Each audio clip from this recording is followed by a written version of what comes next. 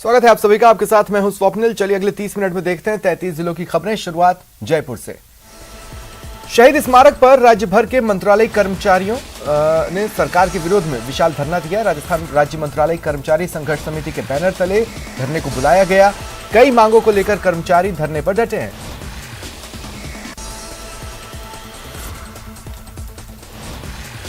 राजधानी जयपुर में वन विभाग के सभी संवर्ग के कर्मचारियों ने संयुक्त रूप से 15 सूत्रीय मांगों को लेकर वन विभाग के मुख्यालय अरण्य भवन पर हंगामा किया। विभागीय कर्मचारियों का आरोप है, पिछले 25 साल से जिन मांगों को लेकर कर्मचारी संघर्ष कर रहे हैं उन पर सरकार और आलाधिकारियों की ओर से ध्यान नहीं दिया जा रहा। हाईकोर्ट से मिली राहत के बाद जयपुर नगर निगम ग्रेटर पद पर मेयर पद पर सौम्या गुर्जर दोबारा कार्यभार ग्रहण कर सकती हैं। सौम्या गुर्जर सोमवार को पदभार ग्रहण कर सकती हैं। उससे पहले आज दिन भर वे जयपुर के आराध्य गोविंद देव जी, मोती डूंगरी गणेश जी, तारकेश्वर मंदिर पहुंची, दर्शन और पूजन किया। कोटपुतली के चौमू स्थित कृषि मंडी में व्यापारियों और आढ़तियों की मनमानी से किसानों में रोष है। गुस्साए किसानों ने कृषि मंडी में हंगामा किया, गेट पर ताला जड़ विरोध जताया। किसानों का आरोप है, किसान कड़ी मेहनत कर फसल का उत्पादन करते हैं, जब मंडी में फसल बेचने आते हैं तो व्यापारी और आढ़तिये उनकी फसल का मनमाना दाम लगाते हैं। उदयपुर की पहली मैकेनाइज्ड पार्किंग बनकर तैयार है। ये मैकेनाइज्ड पार्किंग शहर में हो रहे पार्किंग की समस्या को काफी हद तक सुलझाएगी। सूरजपोल चौराहे पर बने इस पार्किंग का उद्घाटन काफी पहले होना था, लेकिन कोर्ट स्टे के चलते करीब 17 महीने देरी से इसका कार्य पूरा हो सका।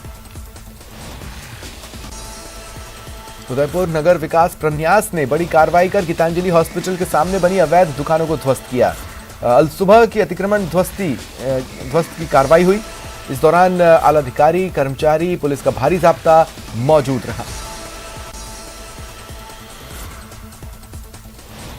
एमबीएस अस्पताल में आज हंगामा हुआ। अस्पताल की ओपीडी में मरीजों और उनके परिजनों की भारी भीड़ थी। इस दौरान पर्ची कटवाने के लिए लोगों को कतारों में खड़ा रहना पड़ा। काउंटर पर कई लोग डायरेक्ट पर्ची कटवाने लगे। इस दौरान लोगों ने हंगामा किया। टोंक में खाद की भारी किल्लत से परेशान आक्रोशित किसानों ने टोंक डिग्गी हाईवे पर जाम लगाया। बड़ी संख्या में किसानों के साथ पहुंची महिलाओं ने खाद देने की मांग उठाई। पर्ची काटने के 2 दिन बाद भी किसानों को खाद नहीं मिली है। अभी सरकारी विफल रही तो पब्लिक सारी परेशानी किसान कोई आउजी और बनाओ गवर्नमेंट सर्वेंट बनाओ और उद्योगपतियां बनाओ, कोई दुकानदार बनाओ, या सारी किसान को ऊपर और किसानी चीज से परेशान सारी परेशानी किसान को ऊपर आउजी। सरकार ने कब से सरकार की पूट रही है, खूब बढ़िया देव भी जो किसान के लिए न कर सको तो सरकार कहीं काम कीजिए। छोटी काशी बूंदी में आयोजित 3 दिवसीय बूंदी उत्सव में रंगारंग कार्यक्रम और पारंपरिक खेल प्रतियोगिताएं हुई। स्थानीय लोगों के साथ विदेशी सैलानियों ने भी हिस्सा लिया। लोगों ने साफा बांधो, मूंछ प्रतियोगिता, घुड़दौड़, रस्साकशी जैसी प्रतियोगिताओं में भाग लेकर लुत्फ उठाया। कार्यक्रम में जीतने वाले प्रतिभागियों को कलेक्टर ने सम्मानित किया। जैसलमेर के सम क्षेत्र में वाइल्ड लाइफ इंस्टीट्यूट देहरादून द्वारा संचालित ब्रीडिंग सेंटर में अक्टूबर माह में 3 गोडावण की मौत हो गई। हालांकि जिम्मेदारों का कहना है कि यह नेचुरल डेथ है, लेकिन कड़े सुरक्षा बंदोबस्त के तहत ब्रीडिंग सेंटर में पाले जाने वाले गोडावणों की सुरक्षा पर सवाल तो खड़े हुए हैं। बड़ा दुख हो रहा है कि रिसेंटली ब्रीडिंग सेंटर में, जो हमारा सम ब्रीडिंग सेंटर है, उसमें 3 GIBs की डेथ हो गई है। एक 7 तारीख को हुई है, एक 13 अक्टूबर को हुई है और एक 20 अक्टूबर को। 7 अक्टूबर को हुई है वो रेस्क्यूड GIB थे, जो फील्ड से चोटिल हो गए थे, उनको रेस्क्यू करके यहाँ लाया गया था अप्रैल 2022 में। उनकी डेथ हुई है और बाकी 13 और 20 अक्टूबर को जो यहाँ कैप्टिविटी में थे GIB मेल, उनकी डेथ हुई। श्रीगंगानगर के सूरतगढ़ में नेशनल हाईवे संख्या 62 पर चक 28 PBN बस स्टैंड के पास शुक्रवार सुबह बजरी से भरे एक ट्रॉली और पिकअप में भिड़ंत हो गई। दोनों वाहन पलट गए। पिकअप चालक के घायल होने पर उसे सूरतगढ़ के ट्रॉमा सेंटर में इलाज के लिए भर्ती करवाया गया। वहीं पुलिस दुर्घटनास्थल पर पहुंची और जांच की।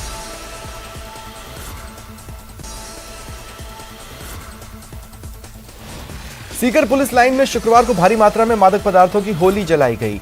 सीकर के थानों में जब्त किए गए मादक पदार्थों को नष्ट किया गया। पुलिस अधीक्षक की मौजूदगी में कार्रवाई हुई।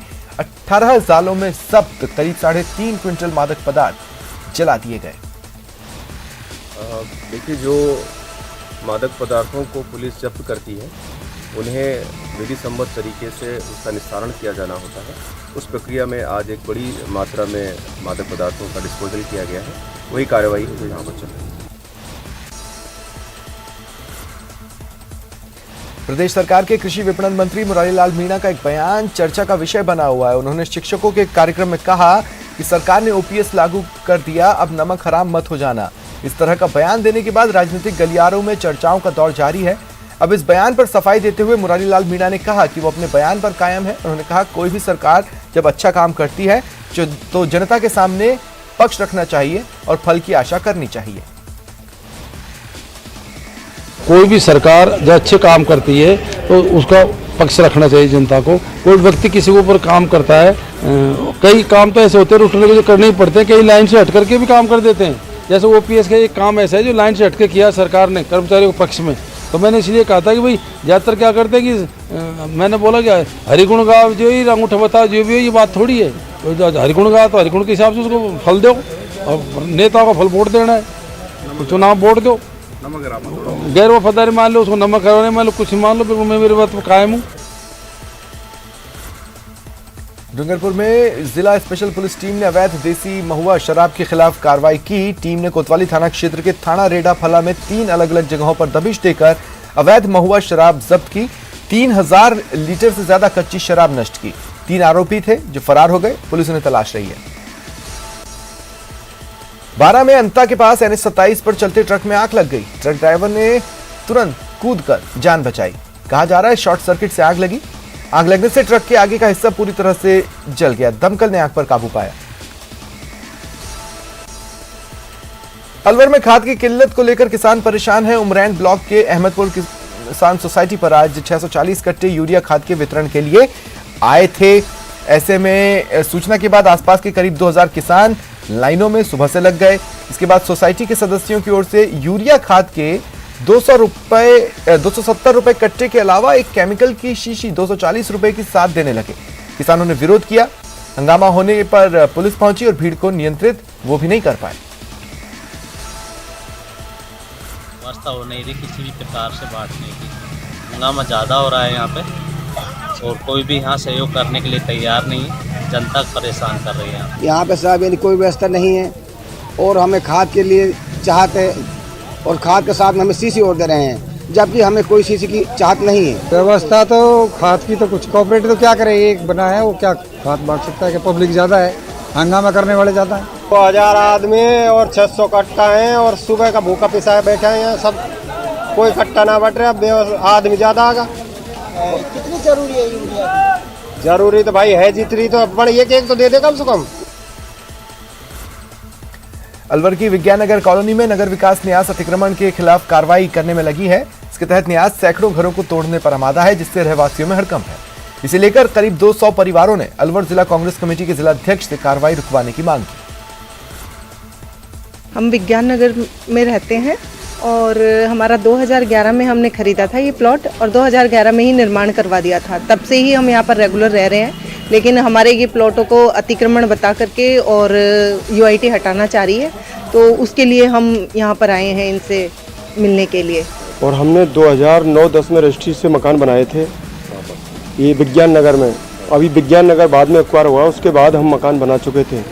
और अब राजस्थान सरकार का भी आदेश था कि 2012 से बने हुए पहले मकानों को ना तोड़ा जाए, लेकिन अब हमारे मकानों को तोड़ रही है।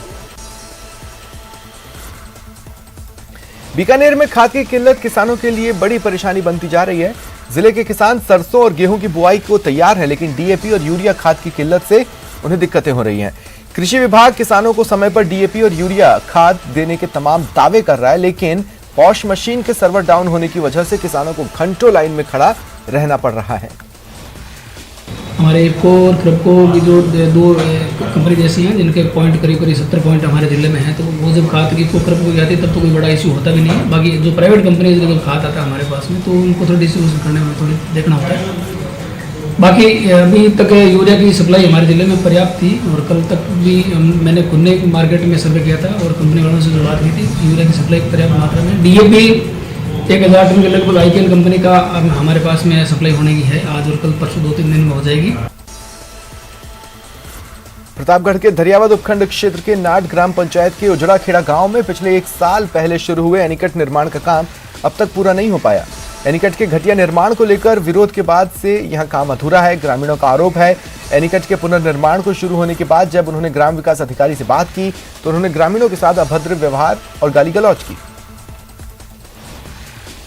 और यहाँ पे जो ये बना है ये अपने इनिगट के लिए कुछ 13-18-28 थैली सीमेंट वापरी है और बाकी 1-2 ट्रैक्टर रेती वापर दी और ये इनिगट अधूरा पड़ा है। 12 महीने हो गए, उनके बारे में कोई सुनवाई नहीं हो रही है। और लोग जो बोलते हैं जो कुछ भी बोल दो कि कुछ नहीं उखाड़ पाओगे तुम हमारा, ऐसा बोलते हैं जो।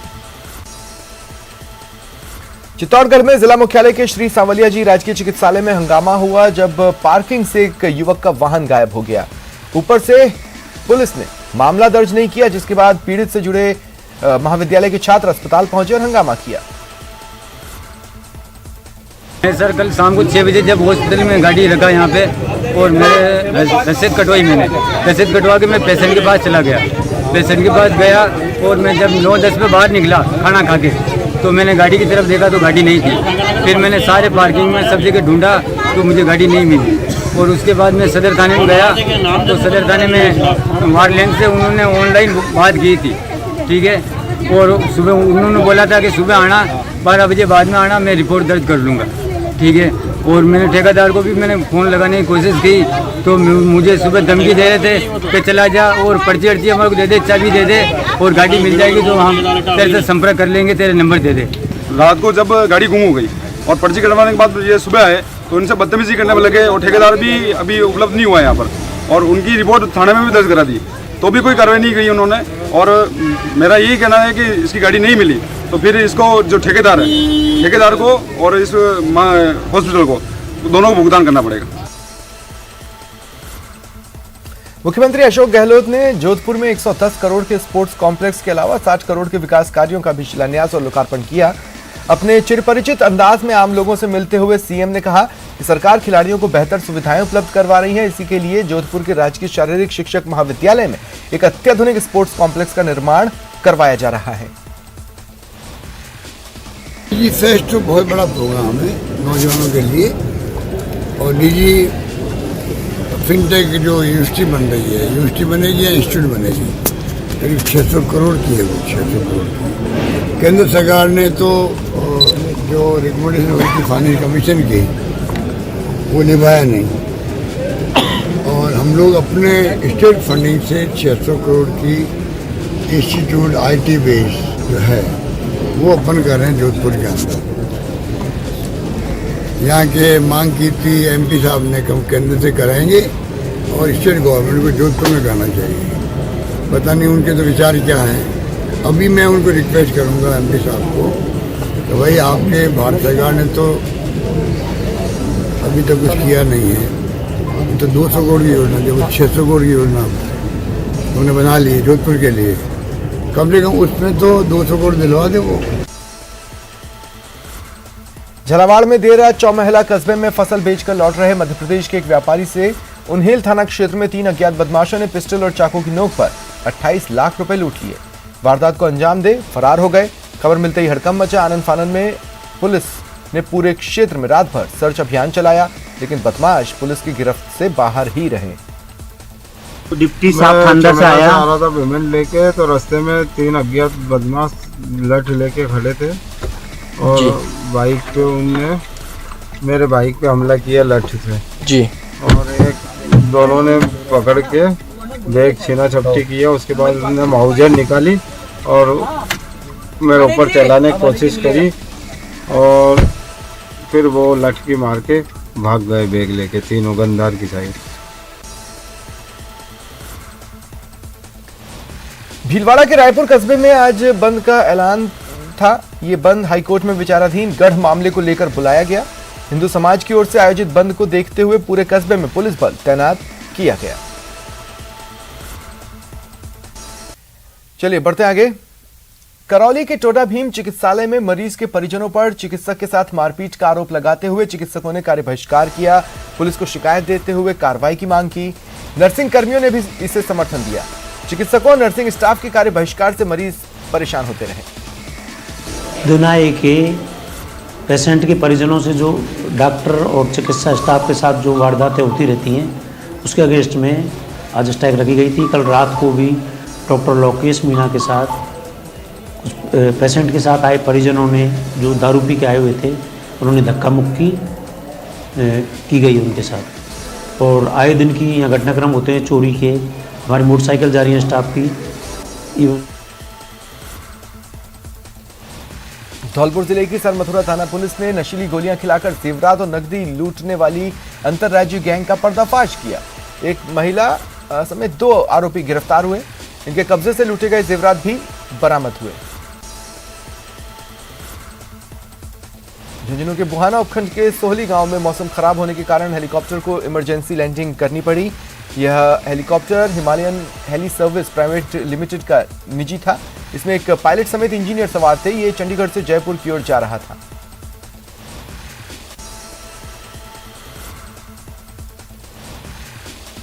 बाड़मेर जिले में रिश्तों को शर्मसार कर देने वाला मामला सामने आया। 2 भतीजों ने अपने चाचा की पीट कर हत्या कर दी और भागने की कोशिश की, लेकिन पुलिस ने दोनों ही को दस्तयाब कर लिया। शव कब्जे में लेकर मोर्चरी में रखवाया गया।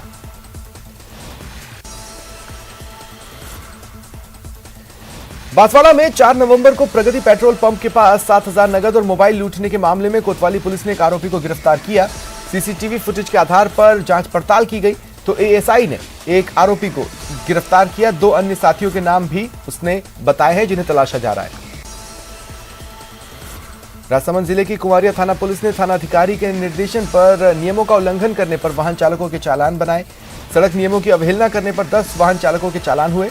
बाइक चालकों को हेलमेट पहनकर वाहन चलाने की चेतावनी दी गई। फिलहाल इतना ही। नमस्कार।